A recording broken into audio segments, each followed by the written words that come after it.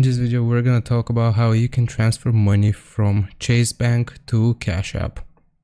So what we want to do is just first load up the Cash App application and click on your profile icon in the top right corner. Here, we will go into linked banks and then select link debit card.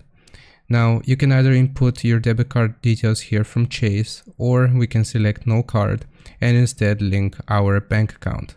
So here, it's going to refer us to Plaid. It's going to say link your bank account. It's completely safe. So just click on continue here.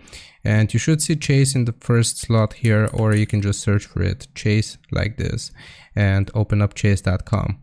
So what this is going to do is it's going to click on, if we click on continue to log in, it's going to refer us to the official Chase website. And if we log in with our details, we can link our Chase Bank to Cash App. Now, once you have linked your Chase Bank to Cash App, I'll just go all the way back here to the home screen. And once you have linked it, you will click on the bank icon here at the bottom left, and then we will select add cash.